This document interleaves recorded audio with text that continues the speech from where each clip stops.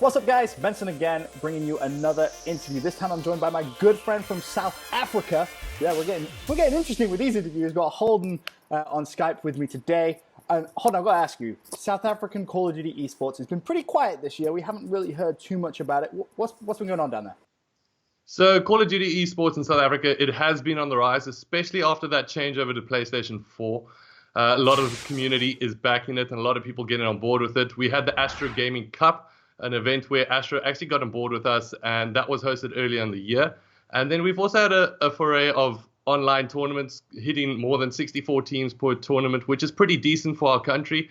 It's definitely growing, and with the involvement of the Call of Duty World League for the MAG Cup that was announced a couple of weeks ago, which you will be joining us in, it has only been getting bigger, and everybody is really excited on our side. So has the South African Call of Duty skill, has that improved this year? Have you noticed that? Because obviously you've been around, Call of Duty esports community for several years now. Have you seen an improvement this year? Definitely improvement in skill over time. Obviously, the yardstick is difficult to find when it comes down to our local skill. Yes, we are competing with a bigger pool of players as that has constantly increased. But the biggest thing for us is that international competition. It's very difficult for us to rate ourselves as a community when we don't have enough competition against the guys on the likes of the UK, the USA, say South America, or even Australia on that side. It's just our ping is just too dramatic. It will have too much of an influence. That being said, a couple of our players have taken it to online and actually won a couple of online tournaments of the EU side. So that's with 160 plus pings. So, I mean, I think from what I've seen, I think the skill is definitely increasing. And now it's just about a time to actually be able to compete against the international team to see exactly where we stand. How has the South African community reacted to the announcement that there's going to be a massive Call of Duty event? Unbelievably. I mean, these guys have really crawled out the woodwork in a lot of ways. Some of the guys who stopped playing altogether said, oh, wow, this is the biggest opportunity that South Africa really has had. I mean, this is Call of Duty World League actually endorsing a South African event in a lot of ways. I mean, they're getting behind our community. And it's not just South African, it is Southern African. So there's a couple of players that are not just in South Africa. We've got, I believe, a player from Botswana also participating in the tournament. So it's going to be, it's awesome. So we can't wait. And honestly, the community, you can tell yourself, these guys are just so excited about this event. In terms of your expectations for the event, what are your personal expectations? Is it going to be an event where you're going to see certain teams flourish, or is it going to be basically anyone can take this event?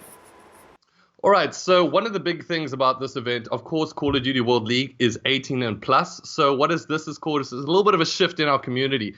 All of our events weren't really based around that rule set initially. So a couple of roster changes have happened, but if anything, the competition has intensified between the teams.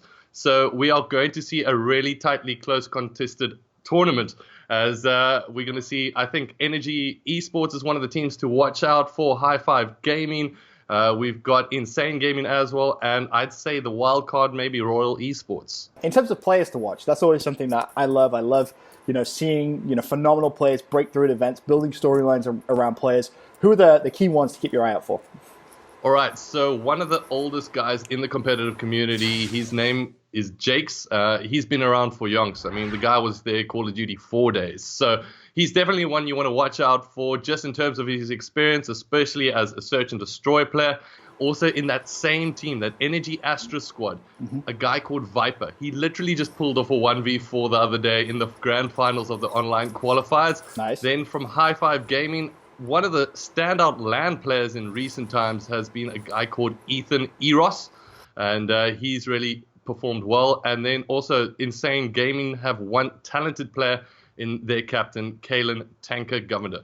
Wonderful. Massive thank you, Holden, for joining me today and talking to me a little bit about South African Call of Duty. It's always wonderful to see another community kind of grow, and I personally cannot wait to get over there and cast some of the best South African teams out there. It's going to be a wonderful time. See you then. Cool.